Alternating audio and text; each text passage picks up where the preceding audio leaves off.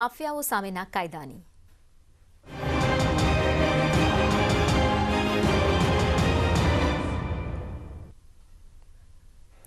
તો આજથી ગુજરાતમાં ભૂમાફિયાઓની શાન ઠેકાણે આવશે। જમીન ઉચાપતના કાયદાની અમલવારી થશે। ભૂમાફિયા ઉપર લગામ કસવા માટે જમીન ઉચાપત કાયદા અંગે મહત્વની જાહેરાત કરી છે, જેમાં હવેથી ગેરકાયદેસર જમીન પચાવી પાડનારને 10 થી 14 વર્ષની સજા થશે। આ મામલે 6 મહિનાની અંદર કોર્ટ નિર્ણય સંભળાવશે।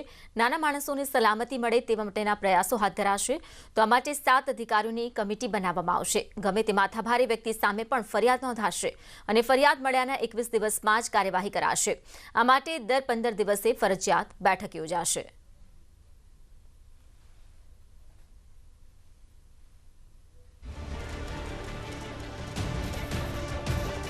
આ કાયદામાં આપણે કોઈ પણ વ્યક્તિ એની મિલકતમાં, પછી જમીન હોય, મકાન હોય, ઓફિસ હોય, કોઈ પણ મિલકત, એ મિલકતમાં કોઈ ગેરકાયદેસર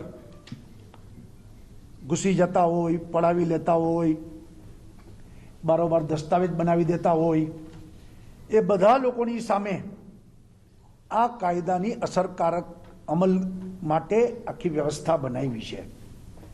7 એટલે આજથી આ કાયદો અમલમાં આવે છે। જે કોઈ આ ફરિયાદ કરવી હોય એ વ્યક્તિ કલેક્ટરને લેખિતમાં ફરિયાદ દસ્તાવેજો સાથે કરશે।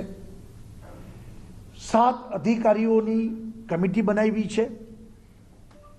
કાયદામાં જ જોગવાઈ એવી છે કે એને દર 15 દિવસે ફરજિયાત મિટિંગ કરવાની રહેશે।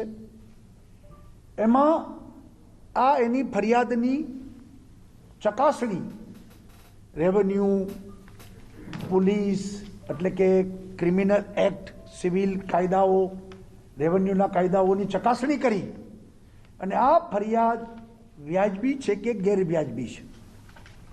ગેરવ્યાજબી હોય તો ફરિયાદ કાઢી નાખવામાં આવશે, વ્યાજબી હશે તો એની ફર્ધર કાર્યવાહી પોલીસને સોંપવામાં આવશે।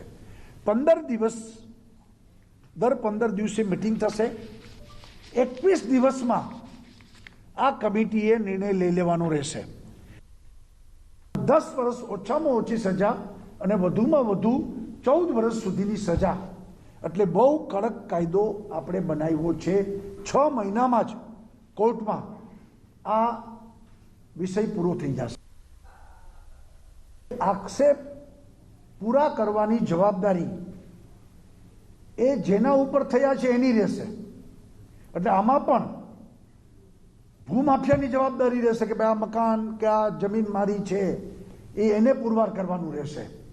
એટલે બધી રીતે આપણે જે ખેડૂતો છે, જે મકાન માલિક છે, એ બધાના હિતમાં એને નજરમાં રાખીને આપણે આ કાયદો બનાવ્યો છે।